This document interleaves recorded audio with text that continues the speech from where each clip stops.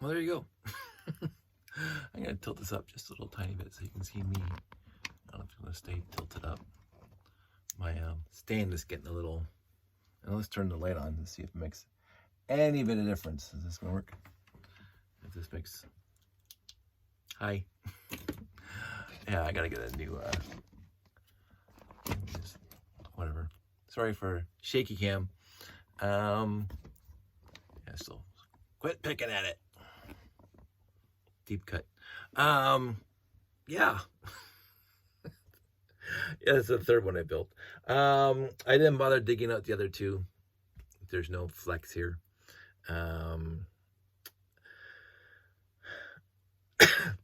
This is a model that just, as I mentioned in the previous video, just sits in my head from when I was 10.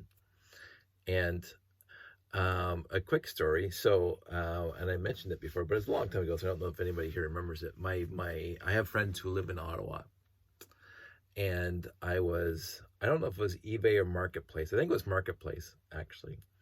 And one of my friends in Ottawa texted me and said, Dave, there's a Lego lot in Ottawa that you might be interested in. And basically, it was a picture inside a big plastic bag from the top. And all you could see was the front of this. You saw the engine and you saw this, and immediately knew you knew what it was. And they wanted next to nothing for it. So I called up my friend who lived in Ottawa, and I said, hey,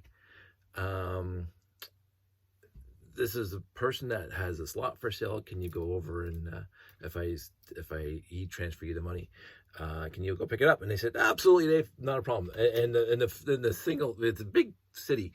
The person who was selling it was blocks away from where my friend lived, which is fantastic. So she went over there and picked it up, and she said the next time I'm in town, because her parents still live down the street, and anytime she comes into town, we go for coffee. All our friends get together and go for coffee, say hi. The next time I'm in town, I'll bring it down. And then I completely forgot about it because months went by. Like, seriously, months went by. I forgot that I bought this thing. And then she comes down for Christmas, like half a year later or whatever, and we're out for coffee, and she hands me the bag, and I go, what's this? She goes, remember the lot? Oh, right, the lot. And I look in, and it's the car. It's the car. It's the complete check. Now, again, like most of my friends out there who love Technic and love everything I love about it, keep on saying that this was I won't say coveted, but it's a set that, at our age, we were really interested in. We didn't get because it was expensive. And again, I don't quote me, but I believe it was $53. Now, $53 today is next to nothing. That's like the average small set. But back in the day, you could buy this for $53, or you could buy a Galaxy Explorer for $53. I didn't get either. I got the little 918, and I got the go-kart. $53 in 1977 is a lot of money. I don't know what inflation and blah, blah, blah, but 50. Anyway, and so this is a set that we all wanted when we were kids. It really was. And when I built it, it has a little bit of je ne sais quoi to it. It has a little bit of youthful awesomeness, and I mentioned that in my last video. When you see something from a distance and this is going to be awesome, and you get there and it's like, not so much. Sometimes it's like, okay. Sometimes it's like, meh. And sometimes it's like, wow, this is like even better than my expectations, although that rarely happens, I mentioned before. But so I got the set in a bag. I could have, and I can almost guarantee it, I could have built this set out of my used collection. I probably got it before, but it never together, and I just never got around to building it because I had my 854 go-karts and the trains and the robot competitions, and I never bothered building it because you look at this lot, you look at the set, and there's no quote unquote, there's no unique pieces at all in this set. There's just lots. I mean, it's not the biggest set in the world, but it's got lots of cool pieces in it. A lot of standard 1977 Technic pieces in it. So you've been collecting as much as I have, you could build this set. Again, the tires, I got them with used lots because they came in a few sets, either with the white rims or the gray rims. And I just never wanted, I guess I was waiting to get the set before I built the set. Instead of just reconstituting from my collection. And so when I got the set, the lot from my friend from Ottawa, it came with this and a whole bunch of basic pieces, but this was in the bag, and it was mostly together. And then I brought it home, I washed the pieces, and I put together, and I go, I'm not saying that I'm disappointed by this set. This is a lovely set. It's a fantastic set. For 1977, the very first year they came out, my friend just reminded me, Expert Builder was on the US sets and not the Canadian sets, because that box doesn't say Expert Builder on it at all. But we called them Expert Builders. Technic came later, not much later, but this is, for the first kick at the can, they knocked it out of the park. They really did. They really knocked it out of the park. And one of my friends posted on the Square Pistons, the supercar that came after this, the one with the gray front end on it, and the solid, there's no suspension in the front, but the back had the 4 springs. And again, that was a set that when it first came out didn't have the shocks. It had an 8L axle with a spring that you had to build the shock in the first place. But anyway, at least that's what you showed in the picture. I'm not sure if that was actually released that way, if they invented the shock before they released the set. But anyway, that's a cool set, and that's a whole other topic. But that showed up a few years after this one. So there was some time in between this one and the next one where they really went crazy on making it look more like a car and less like a prototype car. The one thing that this one does, and it's the same thing that I had on the 854 go-kart, which I didn't realize for the longest time, is that the front wheels are not level with the back wheels. Now, when they're on the ground, it's the level, but I'm talking about the chassis now. I think it's a one or two plates difference. I can't remember now. It slopes up. This car slopes up. The go-kart slopes down. Actually, the back tires are higher than on the frame, or lower on the frame than the front tires, by a plate. Which is, I never noticed that for the longest time. But this guy slopes up a little bit. I think I figured that out. The other problem is because this set only has one layer of Technic beams going from front to back, unless you're up here, we'll talk about in a sec, all the way through here. There's no vertical strength. There's no strength this way. You can actually push down on it. There's not a lot of strength there. They didn't put a laminated Technic brick, plate, Technic brick, and reinforce them together across the entire chassis, which they did in subsequent models. So it doesn't have a lot of strength to it, which is understandable for 1977, the first year they built these things. But they did do this, and I've talked about this numerous times, how to make your Technic build stronger by using Technic bricks instead of like studless. This is my style of building, except now of course we got the friction pegs and not the gray ones. But you put brick, plate, brick, and then you go vertical with these guys, the 1x4s, and then it holds them together. So this is where I learned that from, and I built all my robots basically that way. So horizontal beams versus vertical beams, and then brick, plate, brick, all the way up. And then the geometry works out perfectly well, and it comes in perfectly handy so many times, and you can build a very strong robot that way very easily. Then studless showed up, and then people build studless as magic to me still to this day. Like Steve, my friend Steve, it's magic to me that you can build that way. I cannot, for the life of me, without following instructions, build that way. The other thing about the instructions now, they're a lot harder to follow in the olden days. And again, I haven't read instructions for Technic build for years. So when I was a kid, I had the 854 memorized, and I could still build it in my sleep if I wanted to. This one I would never be able to memorize. And the build sometimes gives you the pieces you need, and sometimes it doesn't give you the pieces you need for the next step. And then you have to go searching through the entire chassis where to put the piece half the time. And they overall, they did a pretty good job as you're working in this area, or you're working in this area, you're working whatever. And they separated it, they segmented it into the engine, the steering column, and the chassis, and then they all come together at the end, which is kind of neat. There's a 3-step 3.5 step program. The chairs are all built in separate steps, and you put them on. That's kind of, you know, but I did love the fact that you built the steering mechanism first, and then you put it aside, then you built the engine, then you put it aside, then you built the chassis, and then you bring all the parts together. That was an interesting way of doing the instructions, instead of just going from step 1 through 50 and just doing it as you go along. I enjoyed that. The other thing that's for me slightly negative is that this is a prototype car. Unlike when you got further and further along the lines, and you get to the 8448, which is a real car, the 8880, which looks like a real car. This one, it never looked finished. Like, even the build itself, the frame itself, never looked finished. It's got like just this one piece back here, these 1x plates to hold this bumper on.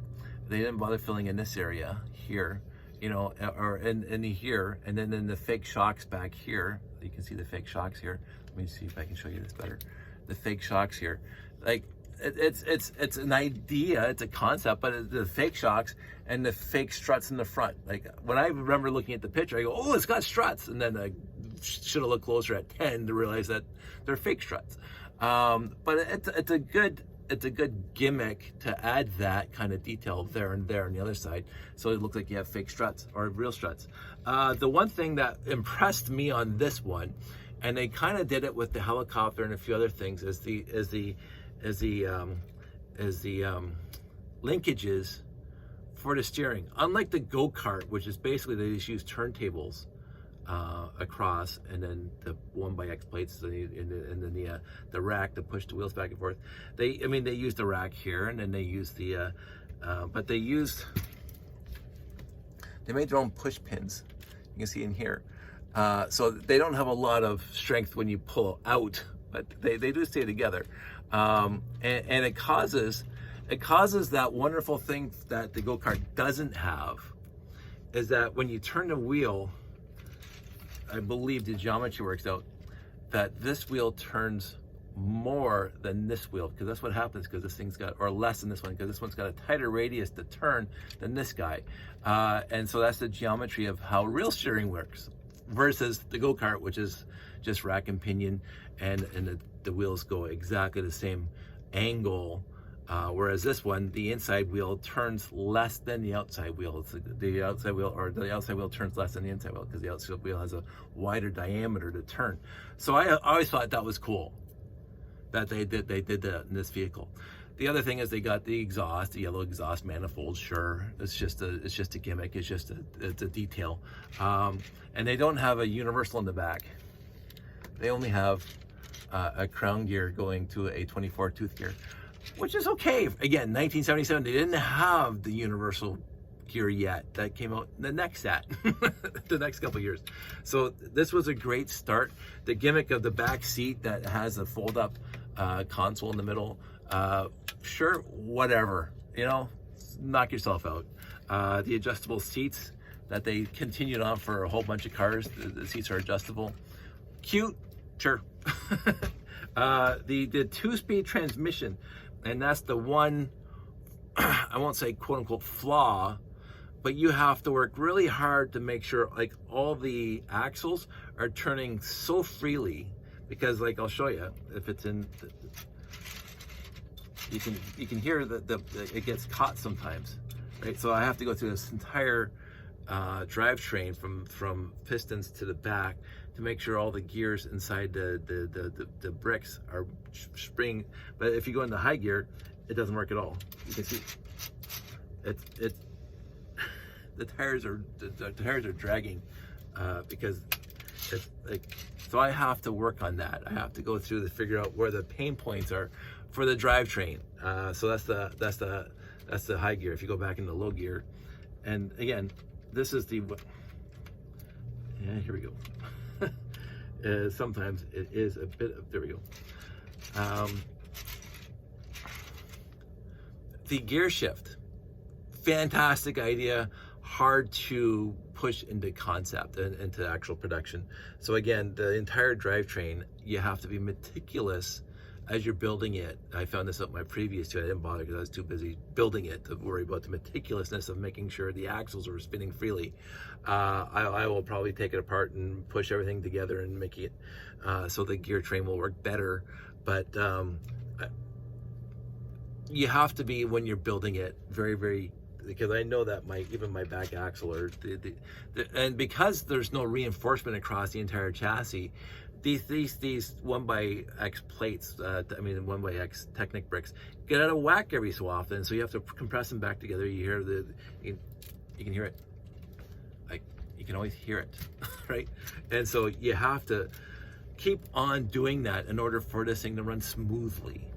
But again, not a fault considering 1977, right? So if you think I'm like just whining about how bad this set is, I'm not. This set is fantastic, but because of, I want to put it this way, because of the age of it, get it? Guess I'm old too.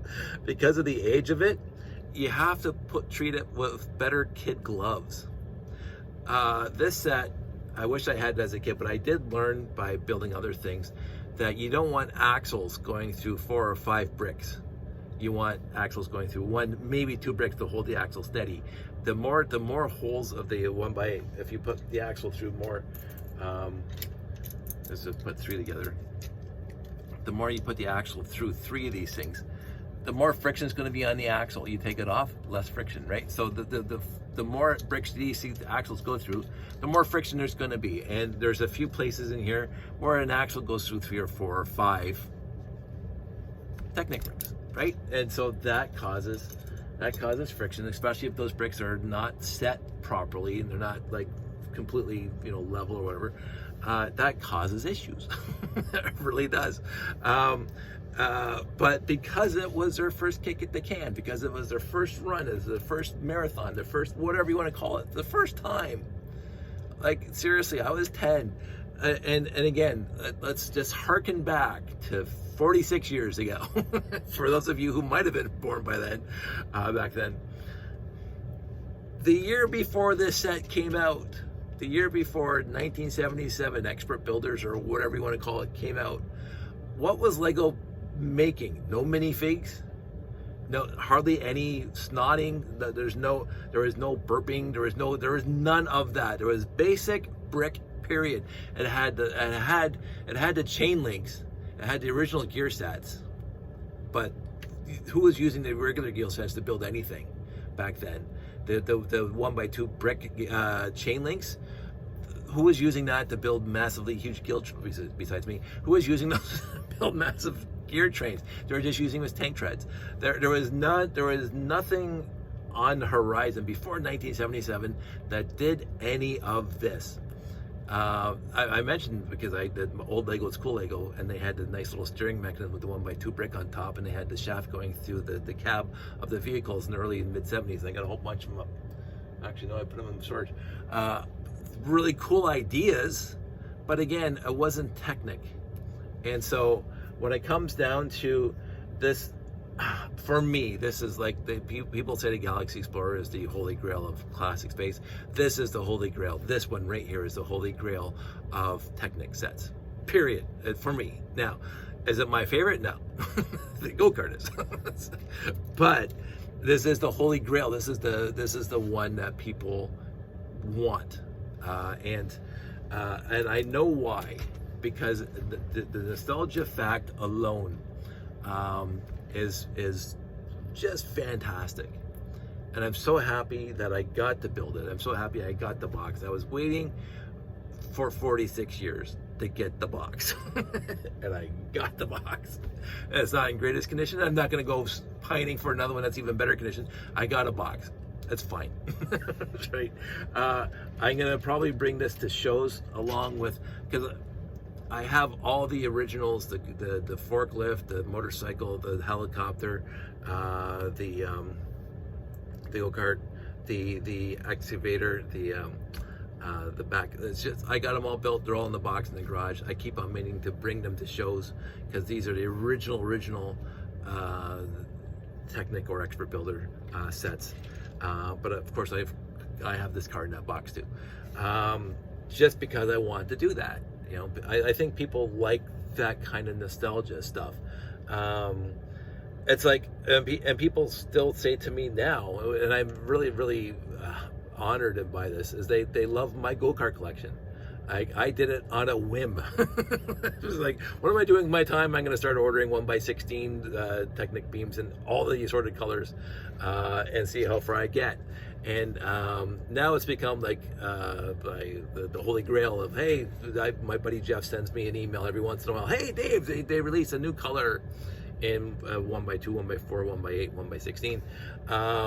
I just wish they would complete it, because again, I have a bag right here waiting for that bright light orange waiting. I have the 1x16s, but there's no 1x1 or 1x2s and 1x4s or 1x8s in there, so waiting.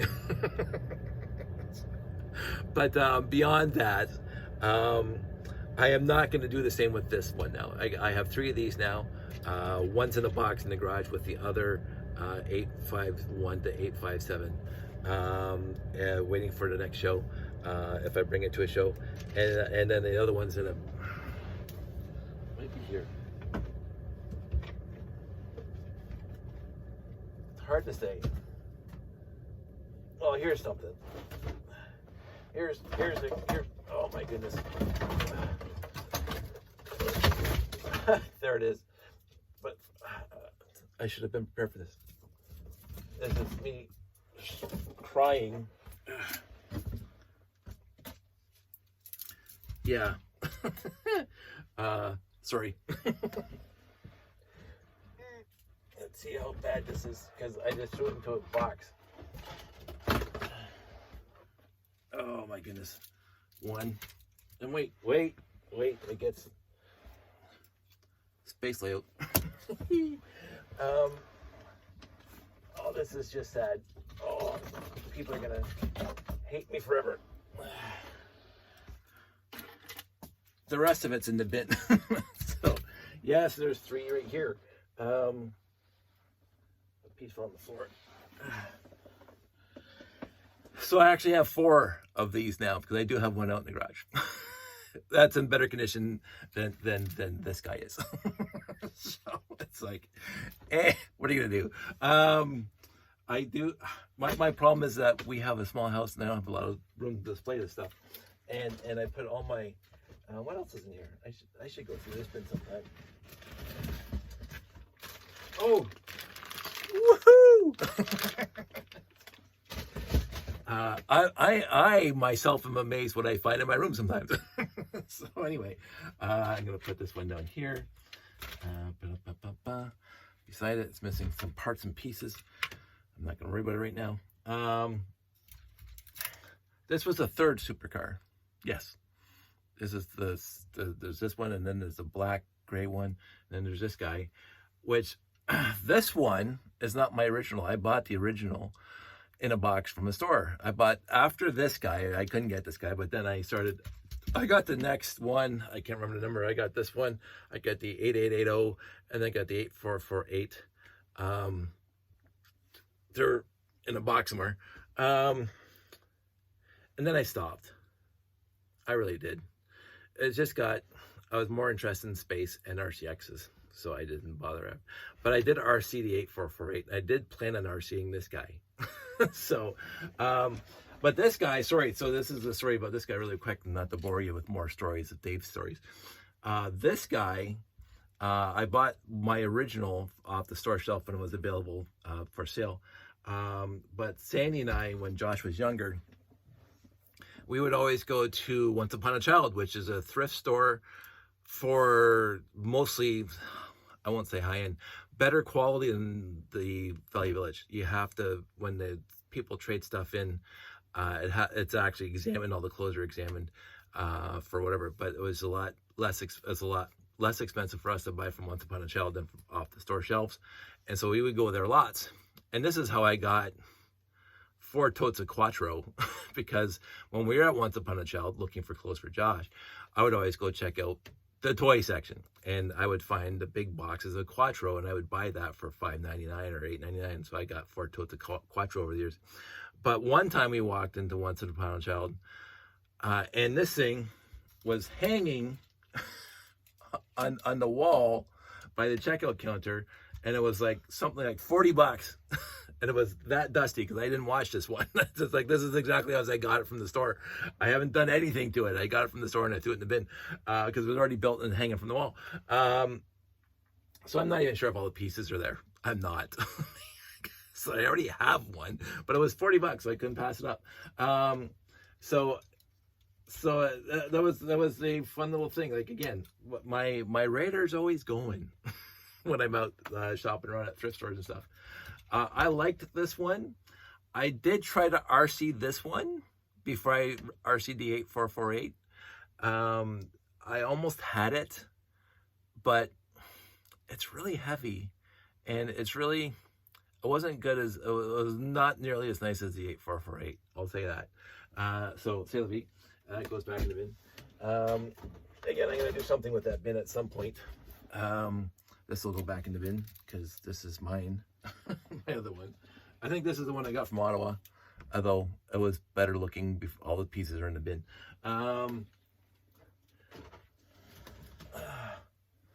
Although it's not as bad as the other one. This one is going to stay not in the bin at all. That was a quick walk down memory lane. I again, in this room, I honestly forget things, and it is what it is. So, sorry, to wrap this up. So, extra pieces, lots of extra pieces that I know didn't come in the set, like the white and these blue things. I'm not sure where these things came from. I did have to get out of my chair 4 times, but then I realized I thought I was missing some 1x2 yellow plates, but they were stuck inside the wheel hub, and I didn't see them until I put the wheel hub on. So I didn't have to get the yellow plates. And then I also got one universal joint because I thought it was a short one, but then there was one in the gray pile and I didn't see it. So that was 2 pieces or 3 pieces that I didn't need to get for my collection, but I did have to get like a 1x2 red. I did have to get, I think I had to get 3, and a 1x16 red Technic beam, because you can see there's no more red Technic beams and I had a short one. So there was 2 or 3 pieces that were missing out of this lot, but then look at all the extra pieces I got. I ain't complaining. As for the box itself, there's this piece that came off. The glue finally gave out, I guess. The interior, pretty much mint. A little thing there. That's where the instructions were, and then that little seal on it. This thing here, and I washed these last night as tenderly as I could because they're pretty brittle. So I try not to, force anything. And I may put an 853 in a box. Just like having the 854 in a box. I don't know yet. That's not me. That's not me. I was 10. This came out. Anyway, I loved, this is the best part about, this is when boxes, see, as soon as I got rid of the coolness of the boxes, I didn't care about boxes. I got rid of all the cool boxes when I was younger. I mentioned that story numerous times. I got rid of all my cool boxes when I was younger. I like the old boxes. I don't care about the new boxes. And so therefore I don't care about any boxes right now. But if we go there and we put this on top, right like that, ta-da! I couldn't be happier on this. This was an absolute worthy lot to get. For the price, and again I won't tell you the price, but for the price that I got the box and the chassis that was missing like 3 pieces, I got all those extra pieces that, yeah, they're all standard, straight up, they're standard pieces, but they're remarkably good. Like look at the car.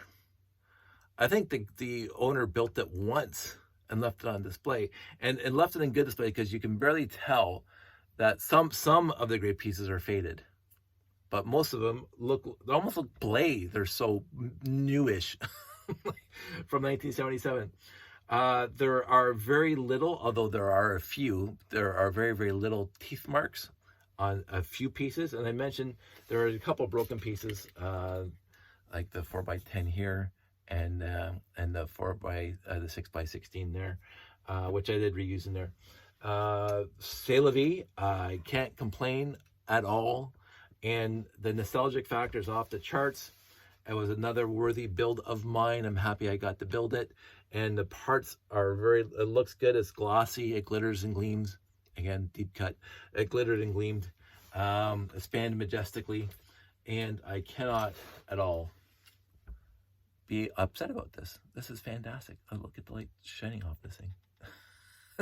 This is show worthy. This is like, I won't say into the echelons of the museum piece, but this is a worthy, nice look at that, just glowing and gleaming. I'm sorry, I'm happy. Like this makes me happy. It does. And again, it doesn't have to make anybody else happy. It really doesn't. It matters not. If it does, hey, all the power to you. So anyway, I'm gonna wrap this up and go to bed because I'm gonna put that right there. Yay!